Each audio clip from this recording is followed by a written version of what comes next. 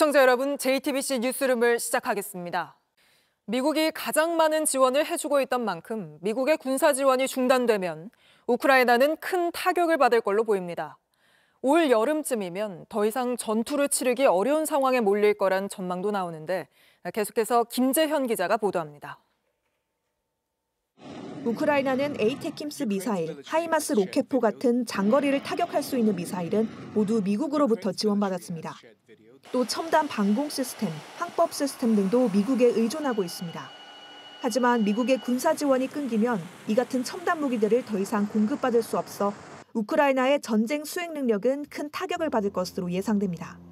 실제 전쟁 발발 뒤 3년간 미국은 우크라이나에 약 659억 달러, 우리 돈 96조 원가량의 군사 지원을 제공한 것으로 파악됩니다. 우크라이나가 전쟁에 사용하는 무기 약 20%를 미국에서 지원받고 있는데 25%를 유럽 전체에서 지원받는 것과 비교하면 단일 국가로서는 최대 지원 규모입니다. 월스트리트 저널은 우크라이나의 현재 보유 무기로는 올해 중반까지만 러시아와 전투를 벌일 수 있다고 내다봤습니다. 당장은 바이든 정부에서 지원한 비축 물량을 쓴다 해도 몇 개월 안에는 소진될 거라서 올 여름쯤엔 우크라이나가 싸울 수 있는 전력이 없을 거란 얘기입니다. 당장 유럽은 미국의 군사 지원 중단에 대한 대응책 마련에 나섰습니다. 오는 6일 열리는 EU 정상회의에서는 우크라이나 군사 지원 규모를 대폭 늘리는 안도 논의할 예정입니다. JTBC 김재현입니다. 이와 동시에 관세 전쟁도 본격화됐습니다. 트럼프 행정부가 예고했던 대로 중국, 캐나다, 멕시코 등에 높은 관세를 부과하자 이들 나라 역시 미국을 상대로 보복 관세를 부과하겠다고 맞불을 놨습니다. 베이징에서 이도성 특파원입니다. 미국이 중국산 제품에 대해 10%에 10%를 더한 추가 관세를 부과하기로 최종 못 박았습니다. 트럼프 2기 집권 이후 격화한 미중 관세 전쟁이 본격 2차전에 들어간 겁니다. 눈에는 눈, 이에는 이로 중국 역시 보복 관세로 맞받았습니다. 미국산 닭고기와 밀, 옥수수 등 29개 품목에는 15%, 콩과 돼지고기, 소고기, 수산물, 과일 등 총 711개 품목엔 10%를 추가했습니다. 오는 10일 발효하는데 주요 농산물 생산지인 아이오와와 오하이오 등 트럼프 대통령의 텃밭을 집중해 때린 겁니다. 중국은 미국 기업 15곳에 대해 수출을 제한하고 또 다른 기업 10곳을 제재 명단에 올리는 등 비관세 조치도 더했습니다. 트럼프 대통령은 이미 지난해 재집권 시 대중국 관세를 60%까지 올리겠다고 공언해 추가 조치 가능성도 있습니다.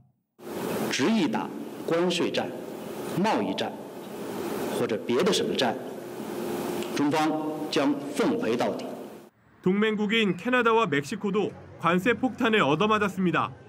미국 우선주의 앞엔 우방도 예외 없다는 사실을 25%라는 숫자로 보여줬습니다. No room left for Mexico or for Canada. No, the tariffs, they're all set. They go into effect tomorrow. 이에 캐나다도 156조 원어치에 달하는 미국산 제품에 관세 25%를 부과하겠다고 밝혔습니다. 동지도 적도 따로 없는 트럼프발 관세 전쟁이 몰고 올 파장에 전 세계 금융시장도 크게 얼어붙었습니다. 중국 베이징에서 JTBC 이도성입니다. 헌법재판소가 오는 금요일에도 재판관들이 모두 모여 논의하는 평의 일정을 잡았습니다. 탄핵 심판 선고가 다음 주에 날 가능성이 커졌다는 분석이 나옵니다. 김태영 기자입니다. 사흘 연휴 기간 동안 헌법재판관들은 탄핵 심판 증언과 증거 기록 등을 검토하며 각자 쟁점을 정리했습니다. 그리고 오늘 헌재는 이번 주 수요일과 금요일 두 차례 탄핵 심판 선고를 위한 재판관 평의 일정을 확정했습니다. 평의에선 주심인 정영식 재판관이 사건에 대한 검토 내용을 발표하고 재판관들이 의견을 교환하는 절차가 진행됩니다. 이런 의견 교환이 마무리되면 최종 표결을 거친 뒤 정영식 재판관이 선고문을 작성하게 됩니다. 앞서 헌재는 윤 대통령의 최후 진술을 한 25일 다음 날부터 수시로 평의를 열고 있습니다. 헌재 관계자는 재판관 평의는 특별한 사정이 없는 이상 수시로 열린다고 보면 된다고 설명한 바 있습니다. 헌재가 오는 17일까지 다른 사건의 변론 기일을 잡지 않고 있어 다음 주가 유력하다는 전망이 나옵니다. 헌재는 지금으로선 아무것도 결정된 것이 없다는 원론적 입장을 유지하고 있습니다. 선고 윤곽이 어느 정도 잡혀가면서 경찰도 최고 수준의 경계 태세인 가포비상 발령을 통해 경력을 헌재 앞으로 집중시킬 계획입니다. 윤 대통령 구속영장 발부 당시 서부지법 폭동에 무력했다는 비판을 의식한 듯 경찰은 경찰력을 100%로 유지하고 무력 진압에 필요할 경우 캡사이신, 3단봉 사용까지 검토하고 있다고 했습니다. JTBC 김태영입니다. 이런 가운데 최상목 대통령 권한대행이 마흔역 헌법재판관 후보자 임명을 또 미뤘습니다. 여당뿐 아니라 국무위원들도 숙고해야 한다고 의견을 모았다는 건데 야당은 위헌이라고 반발하고 있습니다. 강희연 기자입니다.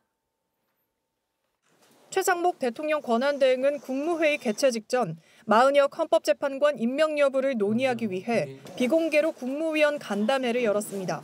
국무위원들은 이 자리에서 마 후보자의 임명 시점을 숙고해야 한다는데 의견을 모은 걸로 전해집니다.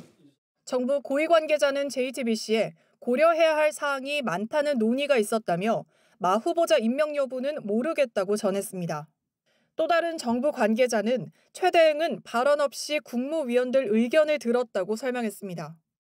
여당도 오늘 윤석열 대통령의 탄핵 심판 선고를 앞두고 변수가 될 만한 선택을 해선 안 된다며 최 대행을 거세게 압박했습니다. 만약 최상목 권한대행이 마흔역 후보자를 임명한다면 거센 국민적 저항과 역사의 준엄한 심판을 피할 수 없을 것입니다. 여당과 국무위원들이 반발하는 상황에서 최 대행은 당분간 마 후보자를 임명하지 않을 걸로 보입니다. 또 이르면 이번 주 한덕수 국무총리의 탄핵 심판 선고 가능성이 있는 만큼 한 총리의 복귀 여부를 보고 결정할 거란 관측도 나옵니다. 야당은 헌재가 마 후보자 미임명이 위헌이라고 판단한 지 엿새가 지나도록 임명을 안 하는 건 위헌이라고 반발했습니다. 이런 가운데 권성동 국민의힘 원내대표는 마 후보자 임명에 반대하며 사흘째 단식 농성 중인 박수영 국민의힘 의원에게 단식을 중단해달라고 요청했습니다. JTBC 강연입니다. 연일 윤 대통령을 옹호하고 나서 비판을 받아온 인권위에서 이번에는 국제인권기구에 서한까지 보내 논란이 거셉니다. 안창호 위원장은 서부지법 폭동 가담자들이 구속된 걸 두고 인권 문제가 발생했다는 주장까지 폈습니다. 먼저 김희란 기자입니다. 안창호 국가인권위원장은 세계국가인권기구연합에 서한을 보냈습니다. 인권위가 계엄 옹호기구로 전락했다며 국내 시민단체들이 특별 심사를 요청하자 입장문을 보낸 겁니다. 먼저 계엄에 따른 인권 침해 조사 요청을 묵살해 인권기구로서의 역할을 포기했다는 지적에 대해 집회 모니터링 등의 노력을 했다고 했습니다. 계엄 이후 일주일 넘게 침묵하다 뒤늦게 7문장짜리 성명을 낸 데 대해선 엄중한 상황을 고려해 국방부 장관의 구속영장 발부 등 국가기관의 판단이 있고 난 뒤 작성했다고 해명했습니다. 그러면서 서부지법 폭동 사태를 사법부 탓으로 돌렸습니다. 법원 등 국가기관의 공정성과 적법성에 의문을 가진 사람이 자살했다며 법원 폭동에 가담한 70명이 구속된 걸 두고 인권 문제가 발생했다는 주장을 폈습니다. 국민의 50% 가까이가 헌재를 믿지 못한다는 여론조사가 있다며 헌재의 공정성에 의문을 제기하기도 했습니다. 안 위원장은 헌법재판관 출신입니다. 사실상 헌법재판소를 겨냥하며 극렬 지지자들의 주장을 그대로 옮겼지만 안 위원장은 서한 내용에 대해 국민의 인권을 위해 한 얘기라고 주장했습니다. 지난달 인권위 전원위원회에서 의결된 윤 대통령 방어권 보장 안건 결정문도 서한에 첨부했지만 반대 의견문은 빼고 보냈습니다. JTBC 김희란입니다. 안창호 위원장은 이 서한에서 헌법재판관들이 법과 양심이 아니라 정치적 성향에 따라 재판을 하고 있다는 윤 대통령 극렬 지지자들의 주장을 그대로 인용하기도 했습니다. 그런데 안 위원장 자신이 헌법재판관일 당시에는 이와 정반대되는 말을 한 바 있습니다. 계속해서 김지윤 기자입니다. 안창호 인권위원장은 서한의 대부분을 헌법재판소와 재판관을 비난하는 데 할애했습니다.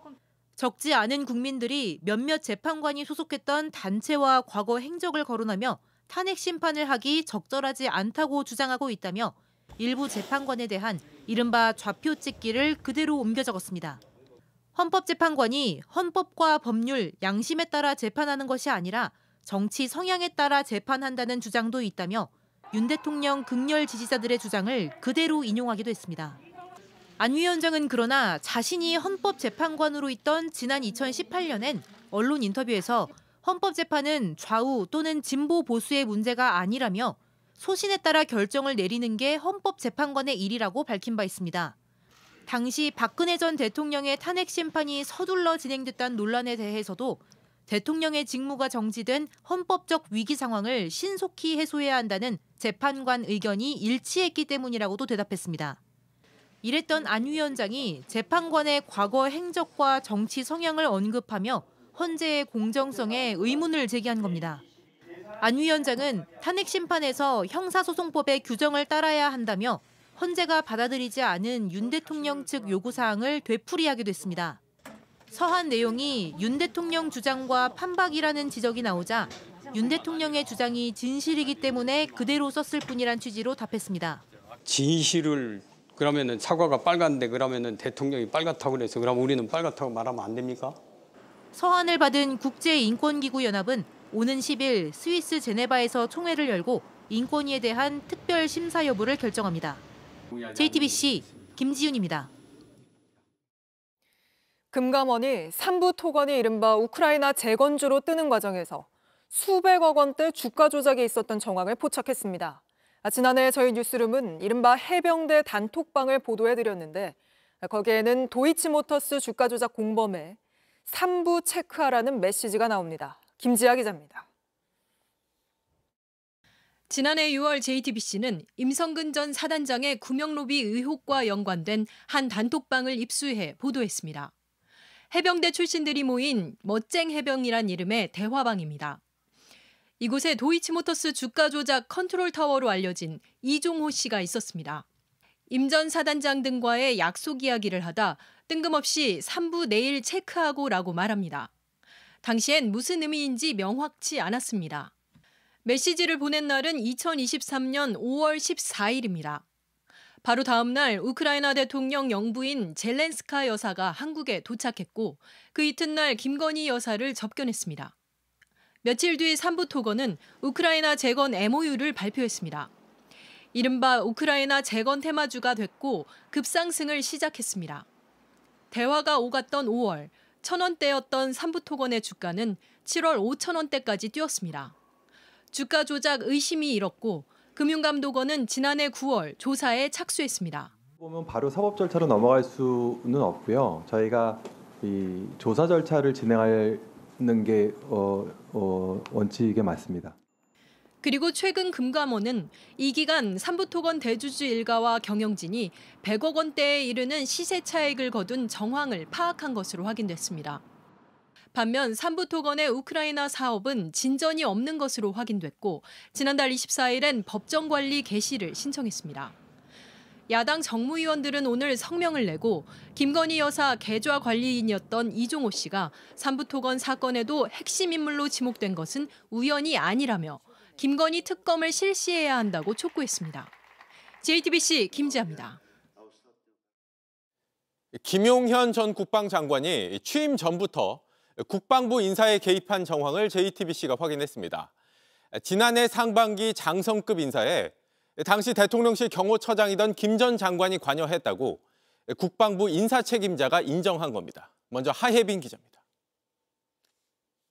국방부 오모 인사기획관은 지난해 12월 18일과 19일 이틀에 걸쳐 검찰 조사를 받았습니다.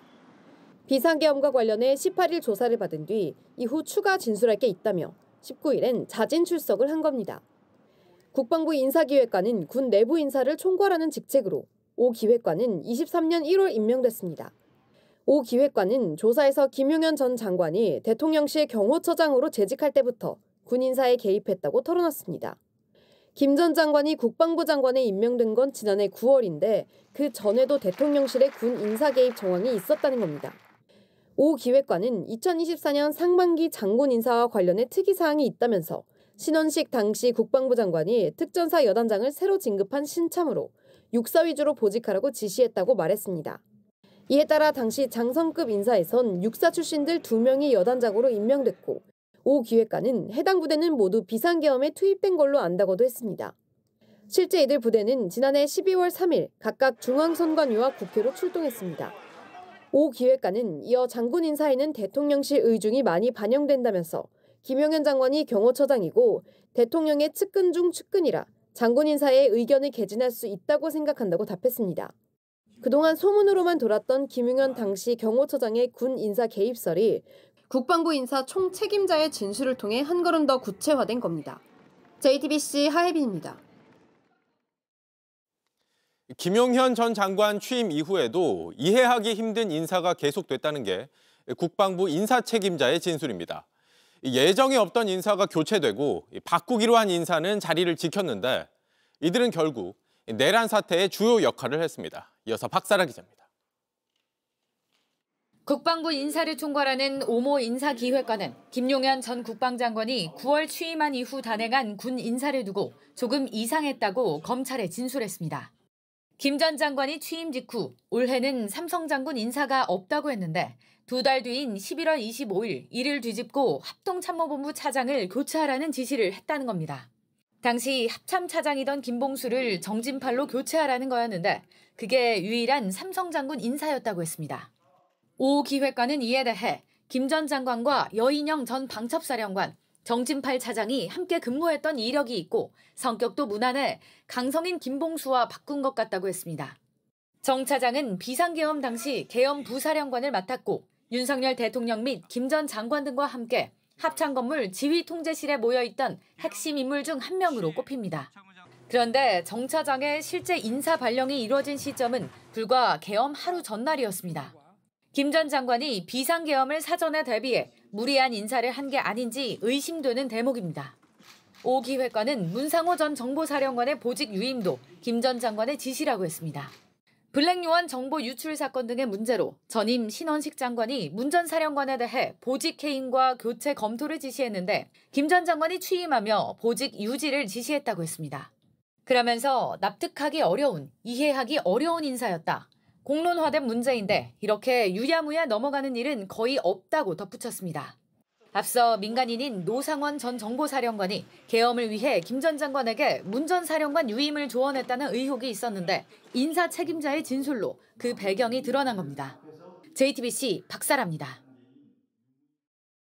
네, 김용현 전 장관이 취임 전부터 군 인사에 개입했다는 의혹, 정치부 유선희 기자와 좀 더 짚어보겠습니다. 자, 여기 기자, 김 전 장관은 국방장관에 지명될 때부터 좀 논란이 많았잖아요. 네. 그 윤석열 대통령의 이제 충암고 1년 선배인 김용현 전 장관이 사실은 경호처장 시절부터 과도하게 대통령 심기 경호에만 신경을 썼다 이런 지적이 많았습니다. 네. 그러니까 대표적인 게 이제 이른바 입틀막 사건인데요. 지금 나오고 있는 영상을 보면 지난해 2월 영상입니다. 카이스트 학위 수여식에서 윤 대통령의 축사 도중에 R&D 예산 삭감을 항의하던 졸업생이 경호처 직원들에 의해서 입을 틀어막히고 또 강제로 끌려나간 이런 사건입니다. 네. 이런 사건들 때문에 야권에서는 장관의 지명이 되자마자 철회를 해야 된다 이렇게 주장을 했었는데요. 들어보겠습니다.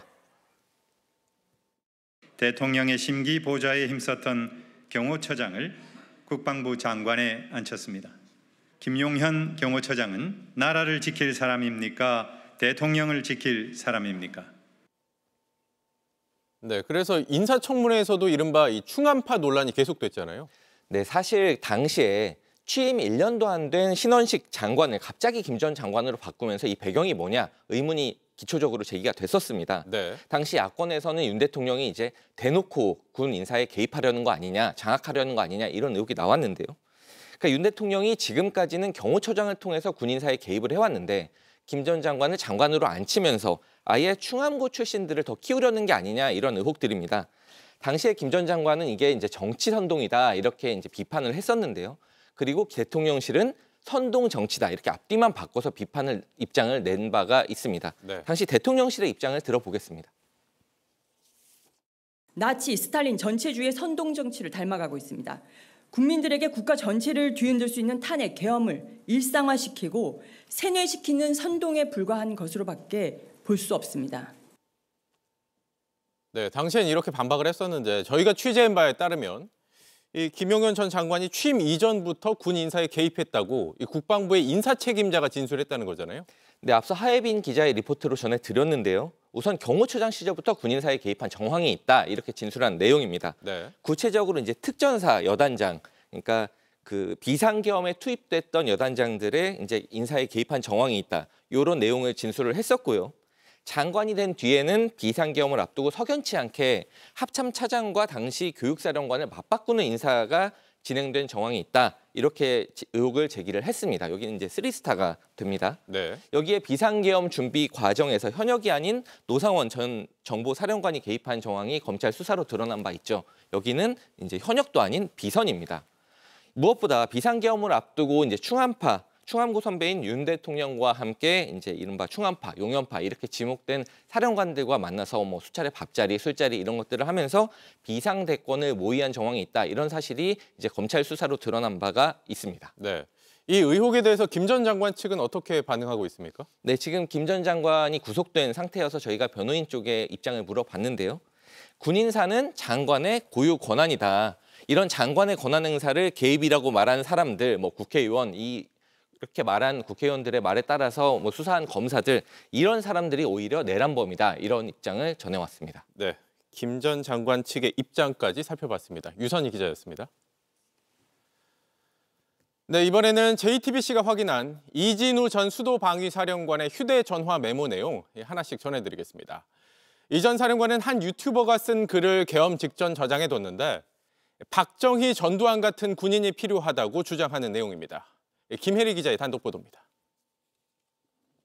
검찰 특별수사본부는 12.3 내란 사태를 수사하며 이진우 전 수도방위 사령관의 휴대전화기를 분석했습니다. 이 과정에서 휴대전화기 메모장에 있는 글이 확인됐습니다. 현대판 군인의 길은 어디로 가고 있나란 제목으로 군에도 갔다 오지 않은 정청래가 해병 사단장을 호통친다. 박지원이 한쪽 다리를 들고 비아냥댄다며 야당 의원들을 비난했습니다. 군 장성 출신 국회의원들도 겨냥했습니다. 별 몇 개씩 단 인간들이 주사파, 종북좌파들이 우울거리는 정당에서 방탄에 앞장선다고 적혀 있습니다. 특히 5.16 쿠데타나 12.12 군사반란으로 권력을 탈취한 인물들을 그리워했습니다. 박정희 장군, 전두환 장군 같은 군인은 영원히 없는 것인가 라고 적은 겁니다. 질 낮은 국회의원들에 맞서는 군 출신은 김용현과 신원식밖에 없다는 문장도 있습니다. 이 전 사령관은 보수 유튜버인 송학, 손상대란 사람의 글을 메모에 저장해 놓은 것으로 파악됐습니다. 손 씨는 계엄 전부터 윤석열 대통령이 야당 입법 독재를 저지해야 한다는 주장을 했습니다. 특히 이 전 사령관이 이 글을 저장한 건 지난해 11월 25일 비상계엄을 불과 8일 앞둔 때였습니다. 직접 쓴 게 아니라 해도 비상계엄을 앞두고 박정희, 전두환을 추켜 세운 글을 저장한 이유를 놓고 의문이 제기됩니다. 이 전 사령관은 글을 누구한테 공유받았는지, 왜 저장했는지는 기억나지 않는다고 진술했습니다. 이 전 사령관은 검찰 조사에선 윤 대통령이 4명이서 국회의원 1명씩 들고 나오라고 지시했다는 취지로 진술했습니다. 하지만 탄핵 심판에 나와선 답변이 제한된다는 표현으로 답을 회피하거나 부인했습니다. JTBC 김혜리입니다. 이진우 전 사령관의 휴대전화에는 이런 메모도 있었습니다. 내란 사태 2달 전쯤 수당을 더 반영해 준다면 계엄군의 사기가 재고될 것이라고 적은 건데 이 전 사령관은 이걸 김용현 전 장관에게도 보고했다고 진술했습니다. 연지환 기자의 단독 보도입니다. 지난해 10월 1일 윤석열 대통령은 국군의 날 행사에 참석했습니다. 윤 대통령은 그날 저녁 김용현 전 국방부 장관과 이진우 전 수도방위 사령관, 여인영 전 방첩사령관, 곽종근 전 특수전 사령관을 데리고 식사를 했습니다. 12.3 내란 사태의 핵심 인물들입니다. 윤 대통령은 이 자리에서 비상대권을 언급한 것으로 조사됐습니다. JTBC 취재 결과 이진우 전 수방사령관은 엿새 뒤인 10월 7일 휴대전화기에 메모를 작성해 저장합니다. 오후 12시 5분 김 전 장관을 언급하며 위험근무 수당이 적용되지 못하는 실정과 대책을 검토한 결과라며 법 규정을 적었습니다. 그리고 3분 만에 다시 메모를 했습니다. 수당을 반영해 주신다면 유사시 대통령실을 수호하고 계엄 임무를 수행하는 부대들의 자긍심과 사기가 제고될 것으로 본다고 썼습니다. 계엄 임무를 연결시켜 수당 인상을 건의한 셈입니다. 이 전 사령관은 메모 내용을 두고 김 전 장관에게 보고했다고 진술했습니다. 담당 검사가 수방사 부대를 계엄군으로 활용하려 했느냐고 묻자 이 전 사령관은 웃으며 아니라고 답했습니다. 김 전 장관에게 초급 장교를 챙겨야 한다고 했더니 의견을 내보라고 해서 메모를 했다는 겁니다. 이 전 사령관은 비상계엄을 TV를 보고 알았다고 주장한 바 있습니다. 정의는 계엄을 선포한다는 사실을 대통령 TV 담화로 처음 알게 된 것이죠. 네, 제가 무슨 상황인지 몰라서. 하지만 메모에 계엄을 분명히 적은 데다 윤 대통령의 비상대권 언급도 있었던 만큼 2달 전부터 비상계엄을 알고 있었던 것 아니냐는 의혹이 제기됩니다. JTBC 연지환입니다. 네, 이 내용 취재한 법조팀 여도현 기자와 좀 더 짚어보겠습니다. 자, 여기 이진우 전 사령관은 이 헌법재판소에서는 답변을 피하는 모습을 보였잖아요. 네, 이 전 사령관은 계엄 당일 윤 대통령에게 직접 4명이 1명씩 끌어내라 이 지시를 받았다는 인물입니다. 하지만 헌재에선 다른 말을 했습니다. 제가 기억하는 것과 또 제3자가 하는 얘기가 저의 기억이 없는 게 되게 많습니다. 그래서 제가 답변을 못 드리는 거고. 윤 대통령 앞에서는 태도를 바꾼 게 아니냐, 말을 바꾼 게 아니냐 이런 지적을 받았습니다. 네. 그런데 이 전 사령관이 이 대통령 지시를 분명히 기억하고 있는 것으로 보이는 정황을 저희가 추가로 취재한 게 있죠. 네, JTBC가 이 전 사령관의 검찰 특수본 진술 내용을 확인했습니다. 좀 보면서 이야기를 드리겠습니다. 네. 대통령이 총 이야기를 꺼내니까 생각이 딱 멈췄다라고 말합니다. 그러면서 4명이서 1명 끌고 나가라는 게 충격적이고 이때부터 마음이 다쳤던 것 같다라고 진술했습니다. 또 있습니다. 이 긴박한 상황에서 대통령의 말이 좀 아니다 이런 생각이 들고 난 뒤부턴 아무 기억이 나지 않고 마치 자동차 사고 난 것처럼 기억나지 않는다라고 진술을 했습니다. 네. 그러니까 충격을 받아서 기억이 멈췄다는 건 대통령 지시가 있었다는 건 사실상 인정을 한 셈입니다. 이 전 사령관의 진술 조서들은 지금 현재의 증거로 채택이 돼 있는 상태입니다. 네. 또 한 가지 살펴볼 게 앞서 목소리로 직접 들어봤지만 이 전 사령관은 계엄 선포를 TV를 보고 알았다고 얘기를 하고 있어요. 이것 역시 좀 따져볼 필요가 있죠. 네, 휴대전화에 저장된 메모를 보면 그렇지 않을 가능성이 있습니다. 우선 메모를 보면서 좀 설명을 드리겠습니다. 이 메모를 보면 이런 내용이 있습니다. 국군의 날 행사에는 보수층 결집의 마중물이 되었다. 이런 표현이 있는데 이 검찰도 이 부분을 지적을 합니다. 이 정치적 중립을 어긴 게 아니냐라고 하는데 이 전 사령관은 제대로 답을 하지 못했습니다. 특히 주목할 만한 건 수당을 반영해주면 계엄 임무 수행하는 부대에 사기가 올라갈 것이다. 이런 메모입니다. 계엄 이야기가 아니라고 하면서 경찰도 오토바이 타면 위험수당 주는데 수방사는 그런 게 없다라는 취지였다고 해명했는데 석연치 않은 부분입니다. 이 보시다시피 분명히 계엄 임무라고 적혀 있기 때문입니다. 네, 계엄을 TV로 봤다는 사람이 계엄 2달 전에 이런 문자를 보낸 거죠. 맞습니다. 이 시기도 한번 살펴볼 필요가 있습니다. 이 시기를 따져보면요. 10월 7일 이 메모를 작성했죠. 그보다 앞선 10월 1일 국군의 날입니다. 국군의 날 이날 행사 끝나고 윤 대통령은 사령관들을 모아서 저녁 자리에서 직접 요리를 하면서 비상대권 이야기를 합니다. 이로부터 엿새 뒤에 이 전 사령관은 수당, 앞서 보신 그 수당과 계엄 임무 언급하는 그 메모를 휴대전화기에 작성을 했습니다. 그러고 윤 대통령은 한 달쯤 뒤에 특별한 방법이 아니고선 방법 없다 이런 말을 또 사령관들 앞에서 다시 했습니다.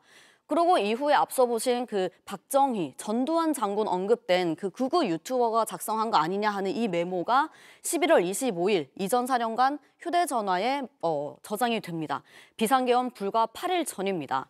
또 비상계엄 하루 전엔 김용현 전 장관 요청으로 비상시 수방사 역할도 메모로 정리를 했습니다.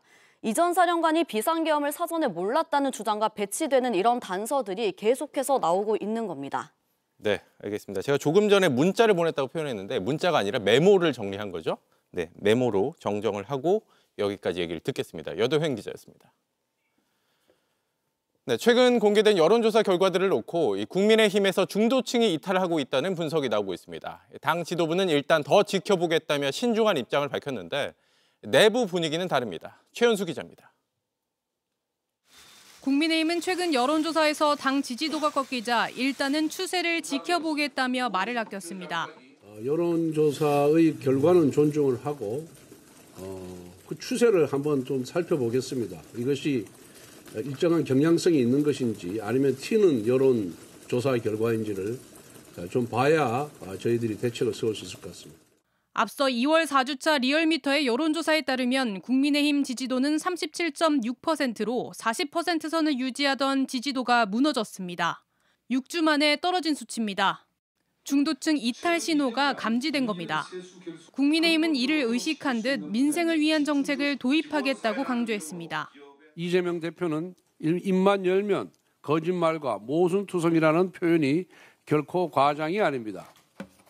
국민의힘은 이러한 민주당의 발목 잡기에 흔들리지 않고 오직 민생에 집중하겠습니다. 이재명 표 25만 원 생활지원금을 저격하며 소상공인과 취약계층을 위한 대책을 마련하겠다고 했습니다. 앞서 발표한 소상공인 100만 원 에너지 바우처, 취약계층을 위한 50만 원 선불카드도 포함됐습니다. 국민의힘은 이재명 대표의 우클릭에 맞설 경제 자유화를 핵심으로 한 정책도 준비 중입니다. 중도층 표심 잡기를 위해 사실상 당 차원의 대책 마련에 나선 걸로 풀이됩니다. 원내 핵심 관계자는 지지도 하락세 흐름이 감지되고 있기 때문에 중도층 공약을 고민해야 할 시점이라고 설명했습니다. JTBC 최현수입니다. 네, 이런 가운데 국민의힘은 극렬 지지자들의 잘못된 주장을 그대로 가져와 언론을 공격하고 있습니다. JTBC의 탄핵 찬반 집회 유튜브 중계에 대해서도 왜곡된 주장으로 비판하고 있습니다. 유한울 기자입니다. 국민의힘 원내지도부가 공식 회의석상에서 3.1절 탄핵 찬반 집회와 관련해서 JTBC 등 언론사를 저격하고 나섰습니다. 탄핵 찬성 집회에 더 많은 인파가 몰린 것으로 오해할 가능성이 높게 방송이 송출된 것입니다. 이제는 방송국도 누구에게 잘 보이기 위해 노력해야 되는 시대가 온 것입니까? 권성동 원내대표는 법적 대책 마련까지 언급했습니다.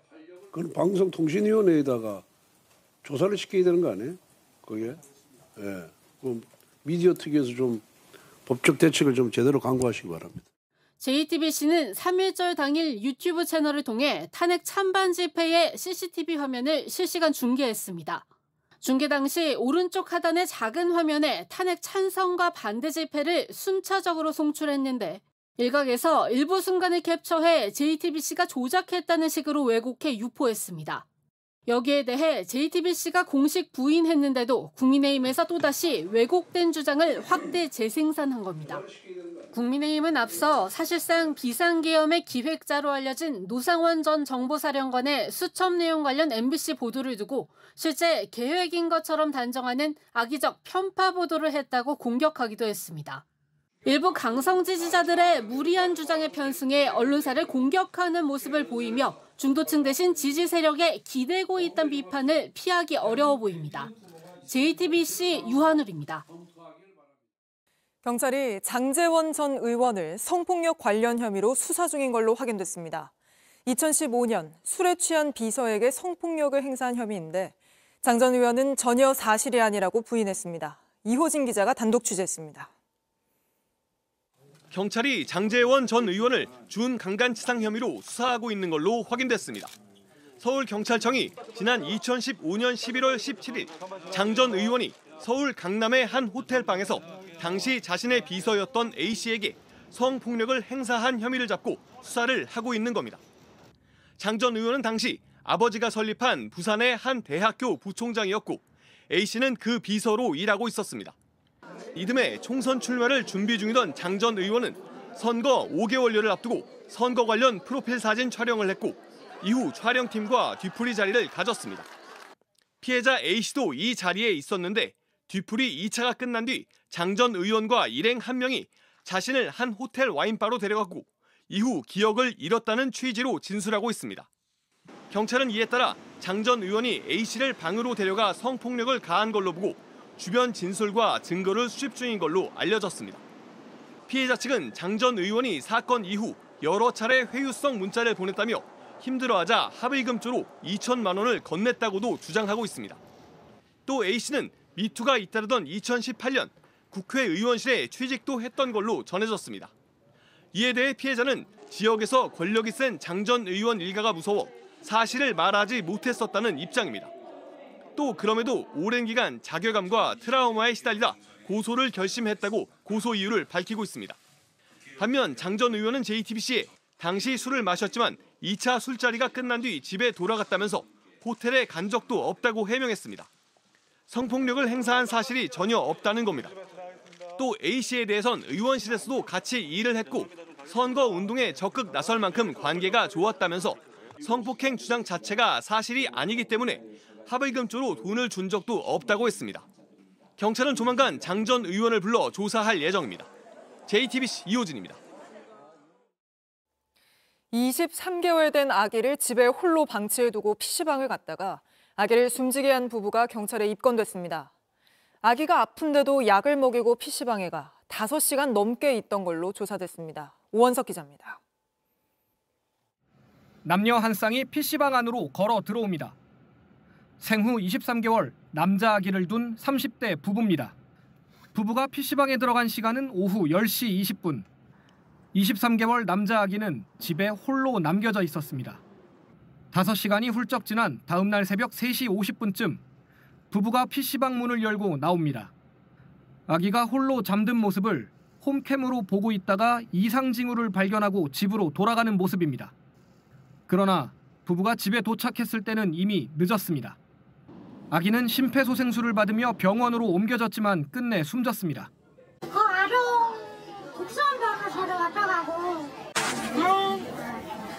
부부는 사건 당일 아기가 아파 병원에 다녀온 뒤 약을 먹이고 재웠다고 경찰에 진술한 것으로 알려졌습니다.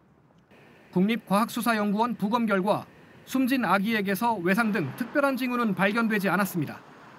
경찰은 이들 부부를 아동 방임 혐의로 입건하고 수사 중입니다. JTBC 오원석입니다. 혼자 산책하러 나간 40대 여성이 일면식도 없는 30대 남성에게 살해당하는 끔찍한 일이 벌어졌습니다. 남성은 사기를 당해 스트레스를 받아 범행을 저질렀다고 진술했습니다. 정영재 기자입니다. 검은 점퍼에 모자를 뒤집어 쓴 남성이 걸어다닙니다. 같은 길을 1시간 넘게 계속 오르내립니다. 남성이 배회하던 그 길로 우산을 쓴 여성이 걸어 내려갑니다. 둘이 마주치는 순간 한 사람의 모습이 CCTV에서 사라집니다. 잠시 뒤 여성이 쓰던 우산이 바람에 나뒹굽니다. 남성은 1시간가량 더 주변을 맴돌다 벗어납니다. 충남 서천에서 40대 여성이 숨진 건 지난 2일 밤 9시 50분쯤입니다. 여성이 숨진 채 발견된 곳입니다. 인도 바로 옆에 있는 이 공터인데 평소 여성이 운동을 하기 위해 자주 오가던 길이었습니다. 딸이 돌아오지 않는다며 부모가 실종 신고를 했고 다음 날 새벽 찾았습니다. 흉기에 여러 차례 찔린 흔적이 있었고 이불에 덮여 있었습니다. 경찰은 CCTV에서 사건 현장을 배회하던 남성을 찾았습니다. 여기 덮어놓은 이불인데 버려진 이불이지. 그렇게 그는 이제 그냥 꽂고 갔대요. 돌이. 근데 왜 그 사람을 기억하냐면 걸음이 시원찮은 게 기억이에요. 오전 9시 50분 근처 집에 숨어있던 30대 남성을 붙잡았습니다. 둘은 전혀 모르는 사이였습니다. 최근에 사기를 당해서 돈을 잃었고 이제 뭐 세상이 도와주지 않고 힘들어서 흉기를 가지고 나왔는데 피해자를 보다 이제 충동적으로 범행을 했다. 흉기는 주었다고 진술했습니다.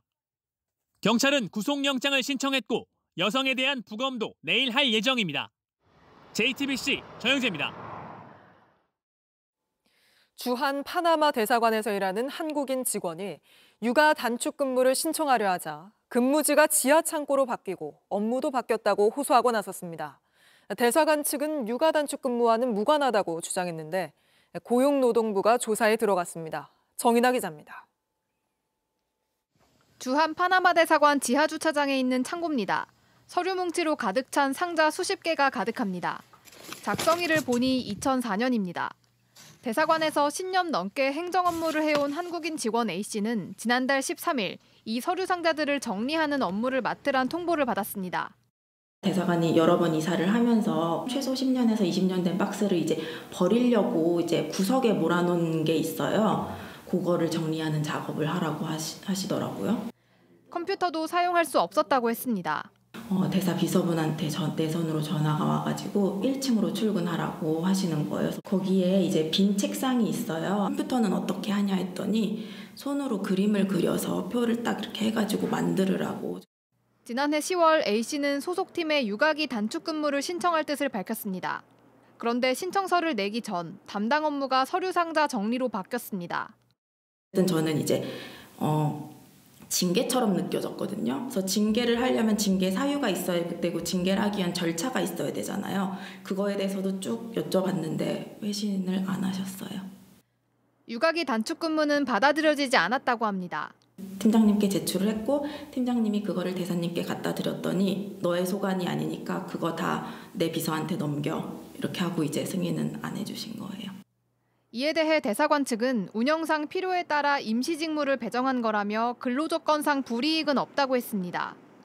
업무 전환은 육아기 단축 근무 신청 이전에 이뤄졌다며 대사관은 근로시간 단축과 육아휴직을 권장하고 병가 휴가도 마음껏 쓰도록 했다고 했습니다.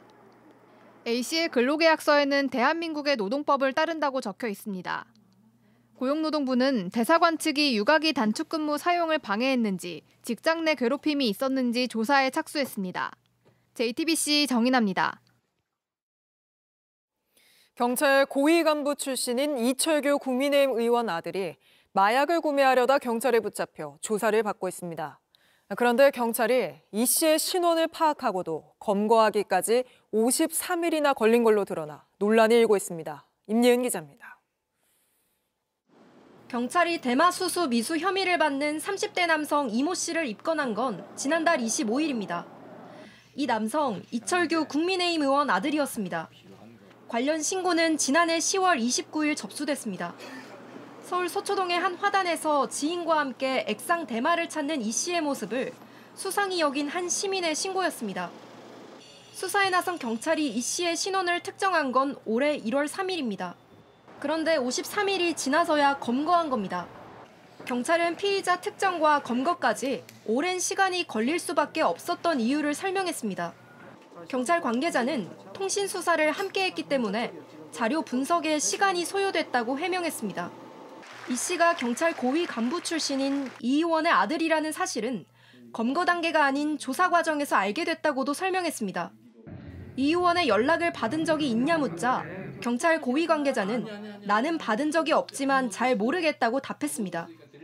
이 씨는 이전에도 마약 관련 혐의로 적발됐지만 검찰에서 불기소 처분을 받은 기록이 있는 것으로 확인됐습니다. 이런 가운데 경찰은 이 씨의 마약 투약 여부를 확인하기 위해 국립과학수사연구원에 정밀 감정을 의뢰했습니다. JTBC 임예은입니다. 네, 3월인데 전국 곳곳에 많은 눈이 내렸습니다. 수도권에 대설주의보가 내려졌고 강원 지역에는 최대 20cm의 폭설이 쏟아지면서 일부 학교는 개학을 미루기도 했습니다. 강원도 태백에 나가 있는 조승현 기자 연결합니다. 조 기자, 태백에는 눈이 얼마나 왔습니까? 네, 오늘 내린 눈은 7cm 정도입니다. 그런데 어제까지 내린 눈이 이미 30cm 쌓인 상태에서 추가로 더 온 겁니다. 그래서 지금 시내는 온통 하얀 눈으로 덮여 있습니다. 인도에도 아직까지 치우지 못한 눈이 이렇게나 많이 쌓여 있고요. 자, 이쪽을 보시면 도로가에 이렇게 커다란 눈더미가 있습니다. 이 눈더미 안에 뭐가 있는지 눈을 좀 걷어내 보면요. 이렇게 눈에 차가 파묻혀 있는 걸 보실 수가 있습니다. 네, 이렇게 많은 눈이 쏟아지다 보니 개학을 못한 학교도 있다면서요? 그렇습니다. 제가 아까 낮에 태백의 한 초등학교에 가봤습니다. 입학을 환영한다는 현수막이 내걸렸는데 정작 아이들은 없고 중장비만 눈을 치우고 있었습니다. 학생과 학부모에게 오늘 어땠는지 이야기 물어봤습니다. 길이 미끄러워서 이동하기 불편하고 학교 못 가고 친구들도 못 봐서 아쉬웠어요. 아이 봐줄 데가 없어서 급하게 당일 연차 쓰고 그래서 회사에도 지장이 있고 가정도 그렇다고 완벽하게 지금 아이를 봐줄 사람을 못 찾고. 네, 며칠째 많은 눈이 내리고 있는데 피해 상황은 들어온 게 있습니까? 네, 지난 2일부터 시작된 눈은 강원 산지에 최고 60cm 넘게 쌓였습니다. 강원 내륙과 동해안 20cm 안팎, 서울 등 수도권에도 5에서 10cm 적설량을 보였는데요. 이 습하고 무거운 눈이다 보니까 피해가 잇따랐습니다. 오늘날 강원도 정선에서는 이 25톤 덤프트럭이 눈길에 미끄러지면서 고속버스, 중앙분리대와 연달아 부딪혔습니다. 눈 무게를 이기지 못하고 이 비닐하우스와 인삼 재배시설이 무너져 내리기도 했고요. 산간도로 통제 그리고 항공편 결항 지연은 지금도 이어지고 있습니다. 네, 서울은 눈이 그친 상태인데 다른 지역은 언제쯤 그칠까요? 네, 현재 대설특보는 강원과 경북 일부 지역에만 남아 있고요. 나머지 모두 해제가 됐습니다. 오늘 밤에 눈은 대부분 그치겠지만 이 강원과 경북 일부 산지 그리고 동해안은 내일까지도 눈이 오락가락 이어지겠습니다. 추가 피해 없도록 조금 더 신경 쓰셔야겠습니다. 지금까지 강원도 태백에서 JTBC 조승현입니다. 네, 요즘 오징어 한 마리에 10,000원은 줘야 하고 고등어, 멸치 가격도 크게 올랐습니다. 이상 기온의 어획량이 줄면서 수산물 가격이 크게 뛴 건데 이 소식은 송승환 기자가 취재했습니다. 장을 보러 왔지만 쉽게 지갑을 열지 못합니다. 오징어 한 마리에 10,000원이면 못 사 먹죠. 상인들도 울상입니다. 손님들이 비싸니까 10명 물어보면 1명 살지 말지. 식당에선 가격을 올려야 하나 고민입니다. 10,000원 이상 올랐어요. 동태찌개 해서 우리는 뭐 10,000원씩 받는데 남지가 않지만. 밥상에 자주 오르는 수산물의 가격이 대체로 많이 올랐습니다. 오징어 한 마리에 약 9,000원, 고등어 한 손에 6,400원 정도 합니다. 평년 가격보다 크게 올랐습니다. 동태도 마른 멸치도 평년보다 15%가량 올랐습니다. 안 잡히니까 물량이 없잖아. 가장 싸야 할 생선들이 제일 비싸니까. 바닷물이 따뜻해진 탓에 어획량이 크게 줄어든 겁니다. 지난해 우리 바다 수온은 연평균 18.74도로 57년간 관측한 수온 중 가장 높았습니다. 이 때문에 서해에 주로 살던 꽃게가 동해에서 잡히고 제주바다 앞 방어어장이 동해로 이동하는 변화도 나타나고 있습니다. 고수온에 양식장 수산물도 집단 폐사해 광어와 우럭 가격이 크게 뛰었습니다. 정부는 기후변화를 반영해 어장 지도를 다시 그리고 양식장엔 대체할 품종을 지원할 계획입니다. JTBC 송승환입니다. 국내 2위 대형마트 홈플러스가 오늘 회생 절차에 들어갔습니다. 일단 매장들은 정상 운영될 예정인데 떠안고 있는 부채가 많아서 파장을 지켜봐야 한다는 분석입니다. 박소영 기자입니다. 홈플러스가 회생 절차를 신청한 건 사모펀드인 MBK 파트너스가 지분 100%를 사들인 지 10년 만입니다. 결정적 계기는 신용 등급입니다. 신용평가사들은 최근 부진한 실적과 재무 부담을 이유로 홈플러스 신용 등급을 A3-로 강등했습니다.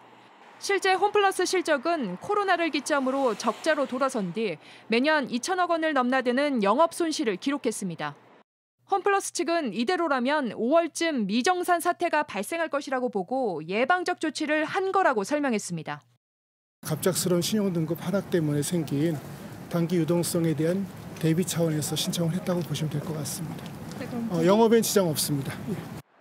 법원이 사업을 계속하도록 허가한 만큼 소비자 입장에선 평소대로 매장을 이용할 수 있습니다.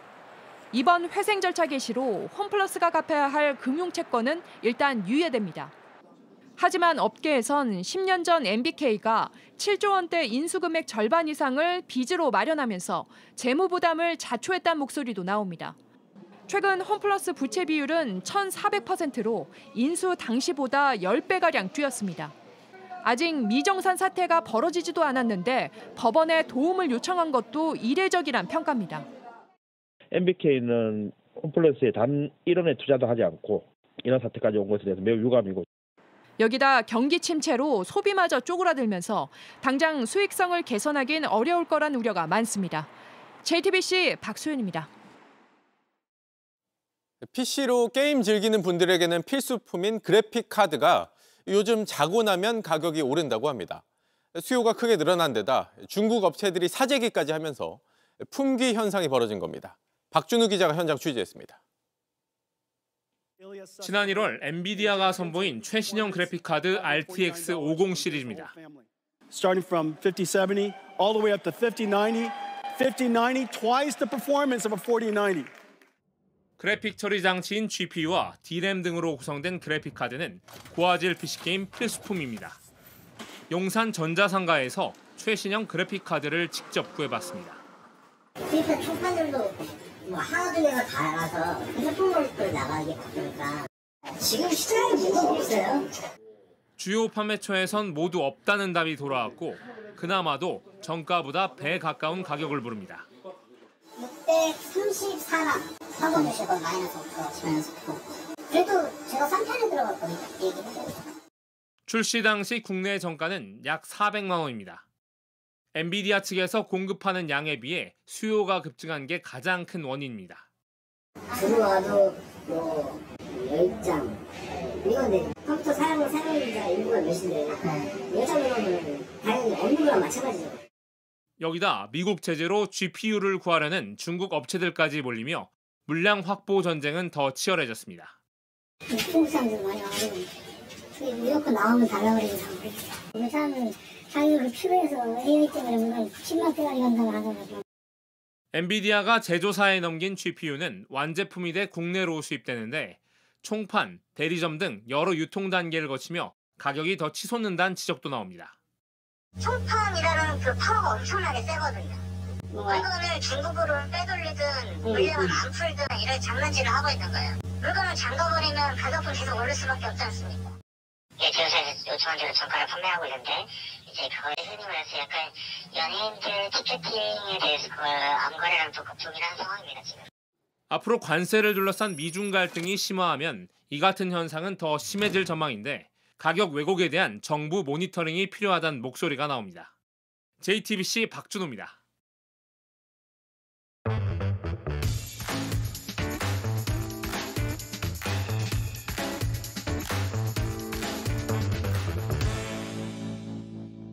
네, 돌아온 비하인드 뉴스 시간입니다. 오늘도 이성대 기자와 함께하겠습니다. 자, 이 기자 바로 볼까요? 네, 첫 번째 이슈 보겠습니다. 이제 만나러 갑니다. 이재명 대표가 오는 20일 삼성전자 이재용 회장과 만나기로 해서 정치권 관심이 커지고 있습니다. 네. 자, 두 사람은 공개석상에서 만난 적이 거의 없습니다.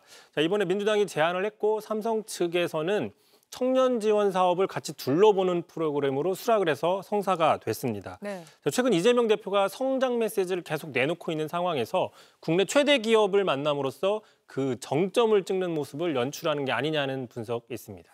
네, 뭐 두 사람이 만나면 여러모로 관심이 나올 텐데 특히 반도체 특별법 처리를 놓고는 어떤 입장이 나올 수도 있습니까? 그렇습니다. 아무래도 관심이 있죠. 네. 자, 일단 앞서서 야당에서는 반도체 급한 자금 지원이나 정책 지원부터 하자. 여야 이견이 없는 이 부분부터 하자라는 주장인데 반면 국민의힘에서는 주 52시간제 예외를 하지 않으면 안 된다라고 팽팽하게 맞서고 있는 상황입니다. 자, 민주당에서는 만약에 이 대표와 이 회장이 만나게 되면 자연스럽게 얘기가 나올 수도 네. 있다라고 얘기를 하고 있지만 기존의 민주당 입장이 변화될 가능성은 크지 않아 보인다는 분석도 있습니다. 왜 그러냐? 앞서서 이재명 대표가 52시간을 늘릴 게 아니라 늘리지 않아도 얼마든지 가능하다라고 밝힌 적이 있기 때문입니다. 직접 들어보시죠. 유연화를 하더라도 총노동 시간을 늘리자는 그런 소리를 누가 하겠습니까? 삼성도 그렇게 하지 않겠다고 하지 않습니까? 원하는 것은 유연화하자는 거지 총노동 시간 늘리는 게 아니다고 말하고 있어요. 이해하시겠습니까? 우리 국민의힘 의원님 여러분. 네, 어쨌든 지금 여권에서는 대놓고 조기 대선 얘기를 못하고 있는 반면 민주당 이재명 대표는 사실상 대권 행보를 보이는 모습이군요. 그렇습니다. 지금 국민의힘 대통령 강성 지지층 때문에 예컨대 전한길, 전광훈 씨 등의 쌍전 같은 외부 세력 때문에 네. 조기 대선 대놓고 말하지 못하고 사실상 손발이 묶여있는 상황 속에서 민주당이나 이재명 대표의 행보 상당히 신경이 쓰일 수밖에 없습니다. 그러다 보니까 좀 이런 식의 지적도 나왔습니다. 윤희숙 여의도 연구원장인데요. 이재용 회장님 혹시 삼성전자 지분 30% 내놓으라고 협박받았다면 혼자 속 끓이지 말고 연락 달라. 있지도 않은 K 엔비디아 뜯어먹을 생각부터 하는 이재명 대표 질의 걱정이 앞선다라고 얘기를 했는데 네. 앞서 어제 저희도 전해드렸지만 이재명 대표가 공공이나 국가 투자를 통해서 엔비디아급의 어떤 AI, 빅테크 기업을 키우게 되면 그 이익을 좀 나눠 가질 수 있다라는 발언을 문제 삼고 이재명 대표의 경제관 신뢰할 수 없다고 지적을 하는 겁니다. 네. 자, 그런데 앞에 문장 보시면 이재용 회장님 속 끓이지 말고 협박받았다면 연락 달라. 마치 그 납치됐다면 수신호 해달라 뭐 이런 것도 아니고 국내 최대 기업 회장에게 뭔가 좀 희화하는 게 아니냐라는 지적도 한편에서 나오고 있습니다. 알겠습니다. 두 번째 키워드는 뭔가요? 자, 두 번째 키워드입니다. 누가요? 네. 자, 민주당은 서천호 국민의힘 의원 제명촉구 결의안과 의원직 징계 요구안을 제출했습니다. 서천호 의원이 지난 주말이었죠.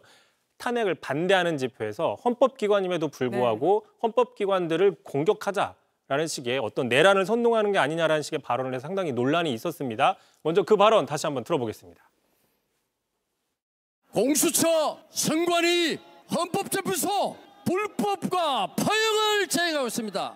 이 모두 되려 부수해야 됩니다. 저 부수자! 유튜버도 아니고 국회의원이, 게다가 이 국정원 2차장, 또 경찰 고위간부 출신이잖아요. 그래서 이런 반헌법적인 발언을 해서 굉장히 논란이 일지 않았습니까? 그렇습니다. 그러다 보니까 민주당은 또 앞으로 내란 선동 혐의 등으로 형사고발도 검토하고 있습니다. 네. 참고로 이게 집회 발언이기 때문에 의원의 면책특권이 적용되지 않기 때문에 만약에 그렇죠. 수사가 될 가능성이 크다라는 분석이 있고요.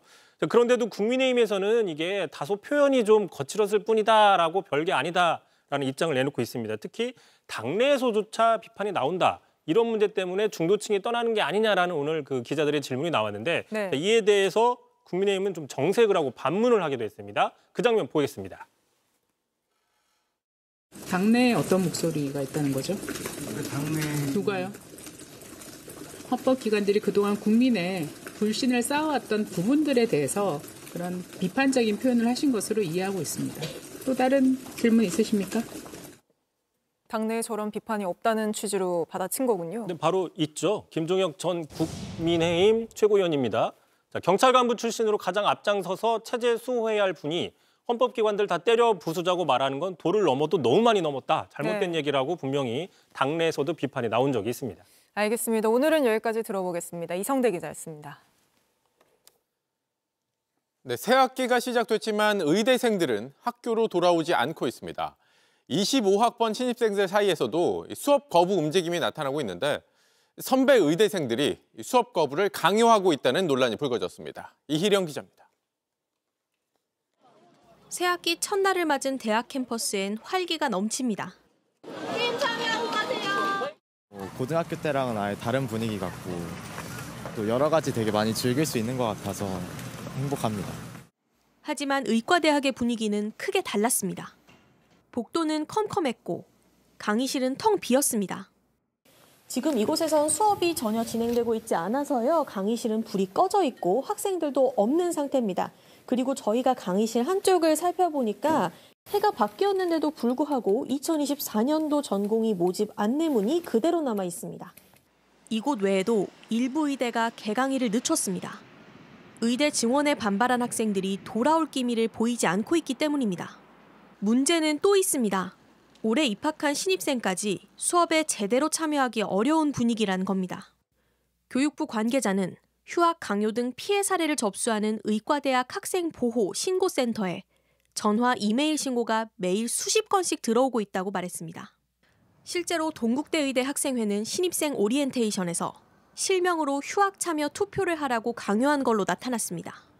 조선대와 부산대 의대 재학생들도 신입생들에게 투쟁 참여 설문조사와 휴학 동참을 종용해 학교로부터 경고를 받았습니다. 경찰은 수업 방해 등과 관련해 현재 5건을 내사하고 있다고 밝혔습니다. 대부분의 학교에서 신입생은 1학기 휴학이 허용되지 않습니다. 교육부는 올해 들어온 2호학번은 증원을 알고 입학했기 때문에 증원을 이유로 수업을 거부할 명분도 없다고 강조했습니다. JTBC 이희령입니다. 새 학기가 시작되면서 맞벌이하는 학부모들도 바빠졌죠. 일부 지자체에서 부모 대신 아이들 아침 간식 챙겨주고 학교까지 데려다주는 제도를 시작했는데 이 소식은 박상욱 기자가 취재했습니다. 새학기 첫날 아이들이 부모 손을 잡고 걸음을 옮깁니다. 도착한 곳은 학교가 아닌 지역 내 돌봄센터입니다. 맞벌이로 등교를 챙기기 어려운 부모를 대신하는 곳입니다. 너무 일찍 가다 보니까 이제 아침반을 이용하게 되면은 이제 아침에 간식도 이제 챙겨주고 그리고 이제 아이들이 이제 같이 등원을 할 때 선생님이 같이 등원을 해서요. 아침반에서 친구들이랑 조금씩 활동하고 가면은 몸이 풀어져서 조금 괜찮아요. 아침 7시가 지나며 하나둘 모인 아이들. 아이들은 1시간 넘는 시간 동안 책도 읽고 체스도 하고 음악 활동도 함께합니다.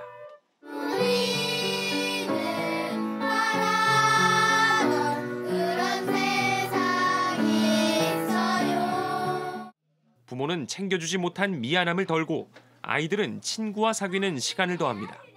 아침반 안 할 때는 그냥 집에서 시간 되면 그냥 바로 나왔어요. 그리고 늦잠 잘 때도 있고 그래갖고 빨리 나와. 밥 못 먹었어요. 아침 간식을 먹고 아이들은 돌봄 교사들과 함께 학교로 향합니다. 서울시인의 키움센터는 269곳인데 현재 아침 돌봄을 하는 곳은 25곳뿐입니다. 아직 일부만 시행하고 있어 학부모들은 사전에 아침 돌봄이 가능한지 확인해야 합니다. 예산과 인력 확충을 통해 아침 돌봄을 확대함과 동시에 맞벌이의 보육 환경도 맞춤형으로 개선돼야 한다는 지적입니다. JTBC 박상규입니다.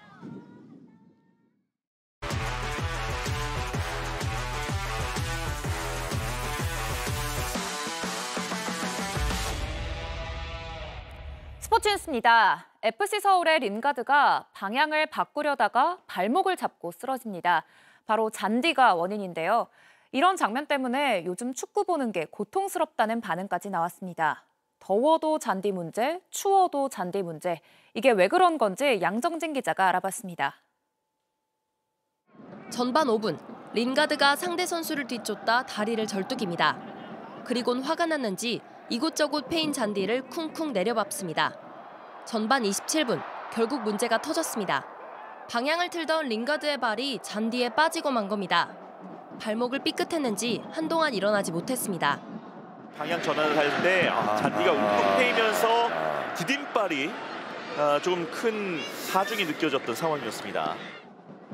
전반 44분, 역습을 노리던 김천 이동경은 헛발을 디뎌 넘어졌습니다. 아찔한 상황은 계속됐습니다. 선수들은 패인 잔디를 밟아가며 간신히 경기를 치렀고 주심마저 잔디에 걸려 넘어질 뻔한 웃지 못할 상황이 반복됐습니다. 지난해 여름에도 그라운드 곳곳이 파이고 누렇게 변해 서울시설공단이 잔디를 대폭 교체했는데 겨울에도 또다시 말썽입니다. 지난해 손흥민도 잔디의 개선을 요구했는데 변한 건 없었습니다. 한국 선수들은 좀 안타까운 거죠. 사실 계속 얘기를 해도 서울 워터 경기장 80억 벌어서 얼마를 쓰다가 2억인가? 말이 되냐고. 선수협은 이대로라면 선수들의 안전이 위협받고 경기력을 발휘하기 어렵다며 개선을 촉구했습니다. 공단 측은 올해 K리그가 조기 개막했고 추운 날씨 탓에 잔디가 얼고 녹으며 지반이 약해진 상태라고 설명했습니다. 3월 중에 잔디를 교체하고 집중 관리하겠다는 계획도 냈습니다. 그러나 반복되는 잔디 문제에 팬들의 분노는 쉽게 잦아들지 않고 있습니다. JTBC 양정진입니다.